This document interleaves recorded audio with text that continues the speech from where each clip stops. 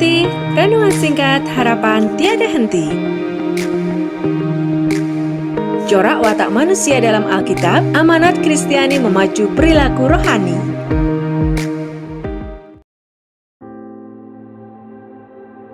Kekasih Kristus, kita akan bersama masuk dalam saat hening.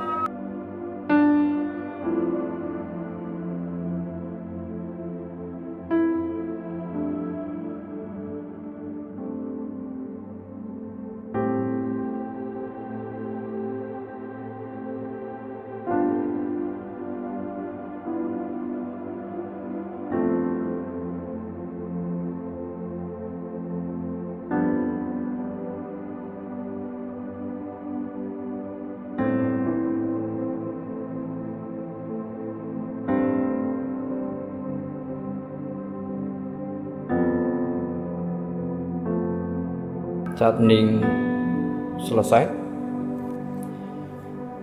aku melayangkan mataku ke gunung-gunung. Dari manakah akan datang pertolonganku? Pertolonganku ialah dari Tuhan yang menjadikan langit dan bumi. Kasih karunia dan damai sejahtera dari Allah Bapa kami dan Tuhan Yesus Kristus ada pada kami. Amin.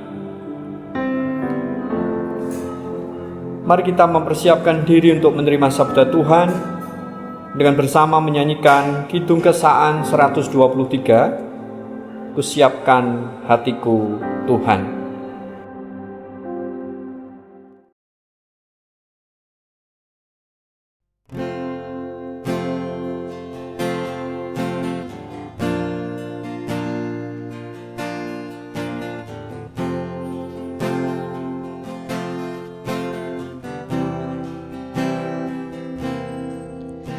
Kusiapkan hatiku Tuhan, menyambut firman-Mu saat ini.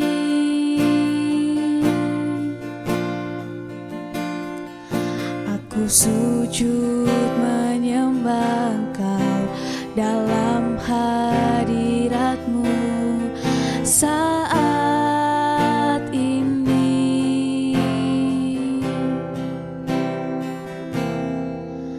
curahkanlah pengurapan-Mu kepada umat-Mu saat ini.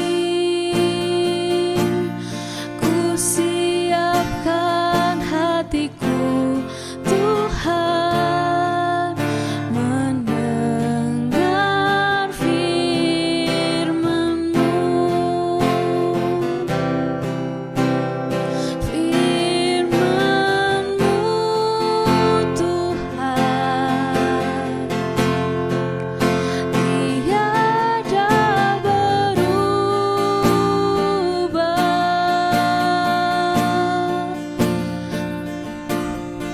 Sejak semulanya dan selama-lamanya tiada berubah.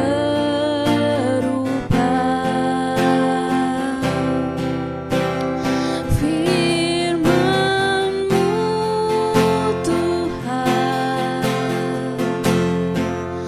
penolong hidupku.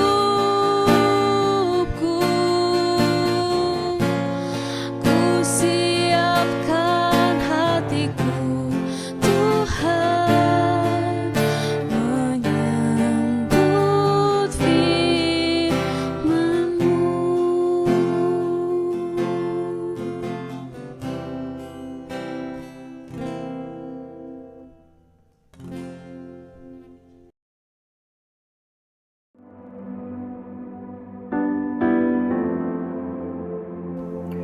Kekasih Kristus, bacaan kita saat ini diambil dari Kisah Para Rasul pasal 9 ayat 10 sampai 22. Di Damsyik ada seorang murid Tuhan bernama Ananias.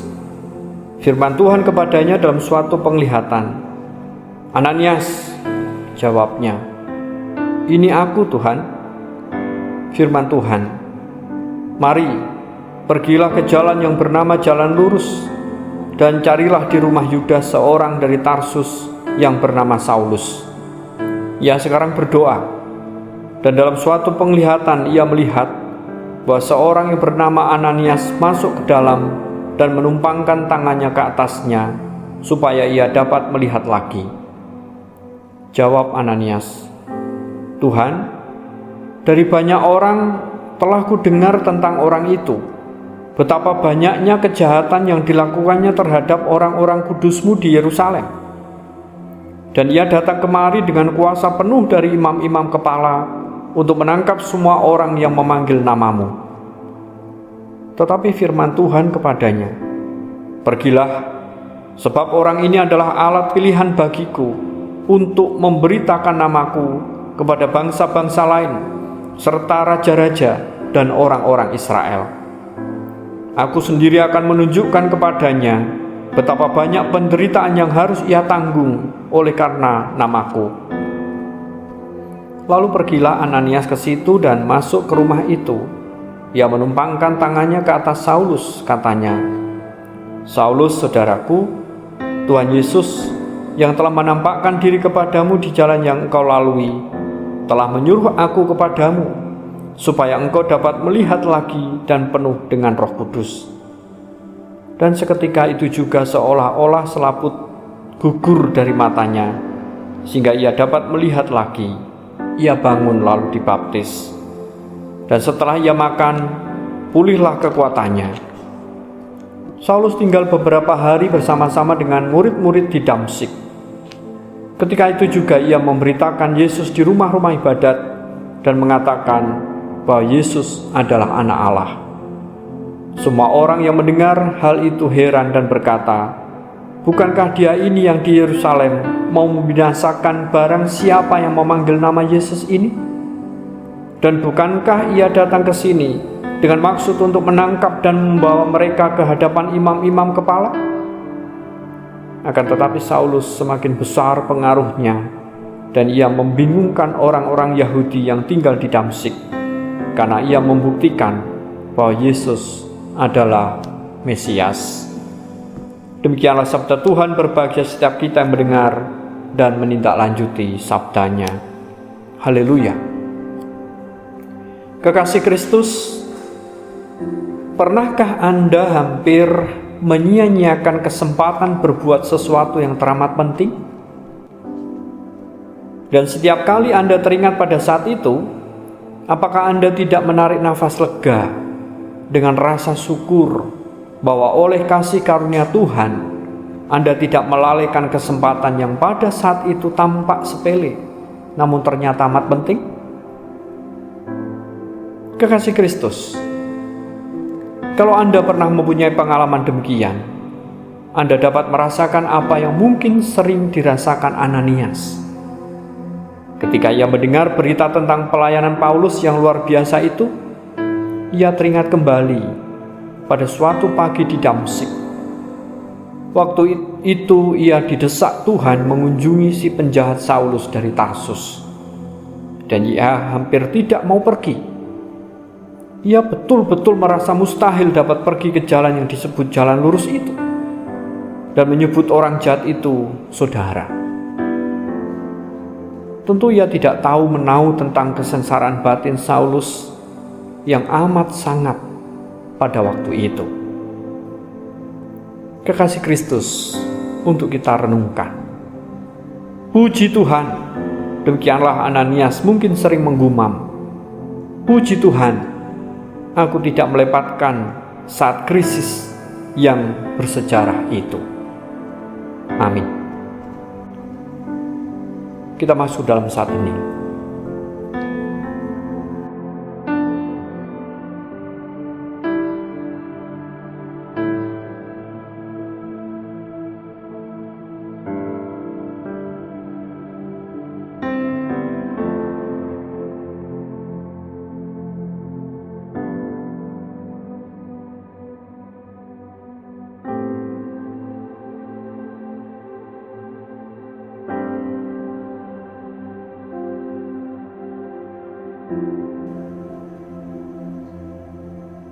saat hening selesai, kita satukan hati di dalam doa syukur, syafaat, dan Bapa kami.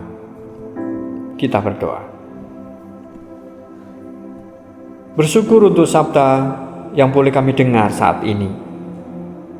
Sungguh ya Allah, karya-Mu nyata di dalam setiap anak-anak-Mu, hamba-hamba-Mu, hingga karya keselamatan itu terus nyata di sepanjang segala abad dan setiap waktu.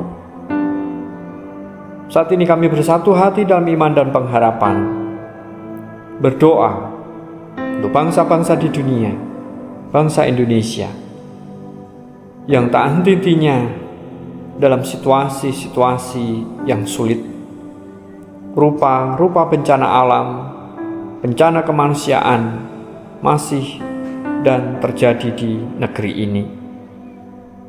Menjadi keprihatinan kami bersama, menjadi pendorong bagi kami semua untuk mewujudkan Cancut Taliwondo, mewujudkan nilai pertolongan kepada setiap yang membutuhkan. Sehingga mampukan kami ya Allah, dengan segala potensi kehidupan kami, boleh diwujudkan untuk meringankan beban saudara-saudara kami itu.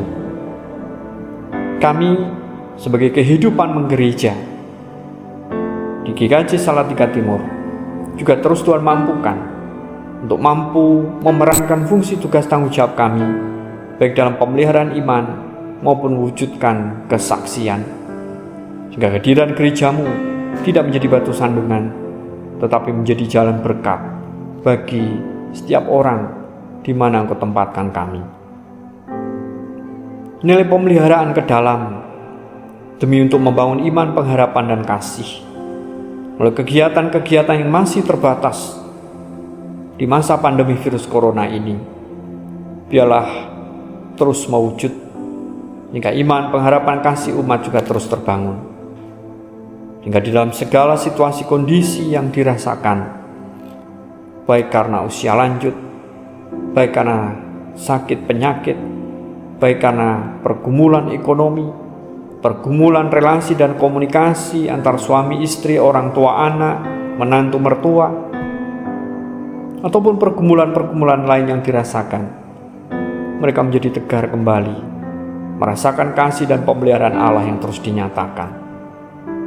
Bahkan terkhusus untuk anak-anak kami yang bergumul dalam studi yang masih terbatas dalam situasi saat ini dengan daring, biarlah mereka juga terus tetap teman-teman teliti menjalankan proses pendidikan, sehingga apa yang mereka cita-citakan boleh tercapai. Allah terus campur tangan dan menolong setiap umat-Mu, sehingga bagian kami untuk terus percaya dan mempercayakan segala harapan, pergumulan, dan kebutuhan kami ke dalam tangan kasih-Mu. Para pelayan-Mu yang wujud dalam pelayan-pelayan gerejawi, baik sebagai anggota majelis, kepanitiaan, tim, maupun pekarya dan juga tenaga administrasi, Tuhan juga terus memberkati. Terlebih ya Tuhan, pergumulan Gumbang Setro berkait dengan status tanah dan gedung gereja, Tuhan juga memberikan jalan keluar yang terbaik. Terlebih persiapan dan kesiapan untuk penahbisan dan pembiakan di tanggal 18 Februari 2021 nanti, Tuhan juga rahmati dan restui. Ya Allah, Engkau senantiasa menyatakan yang terbaik kepada setiap kami yang terus berharap dan bermohon kepadamu, sehingga kami percaya dan mempercayakan semuanya ke dalam tangan kasih-Mu. Inilah doa kami, inilah harapan kami yang kami serahkan di dalam Kristus Yesus, Tuhan dan Juru Selamat yang sudah mengajar kami berdoa. Bapa kami yang di surga, dikuduskanlah nama-Mu, datanglah kerajaan-Mu, jadilah kehendak-Mu di bumi seperti di surga. Berikanlah kami pada hari ini makanan kami yang secukupnya, dan ampunilah kami atas kesalahan kami, seperti kami juga mengampuni orang yang bersalah kepada kami. Dan jangan membawa kami ke dalam pencobaan, tetapi lepaskanlah kami daripada yang jahat. Karena Engkau-lah yang punya kerajaan, kuasa, kemuliaan sampai selama-lamanya. Amin. Kekasih Kristus, kita bersama menerima berkat Tuhan. Tuhan memberkati kami dan melindungi kami. Tuhan menyinari kami dengan wajah-Nya dan memberi kami kasih karunia.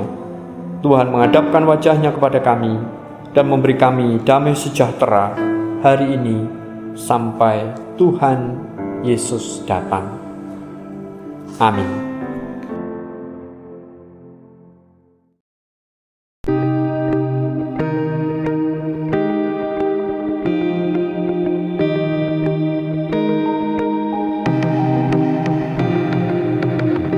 Angkat hati, renungan singkat harapan tiada henti.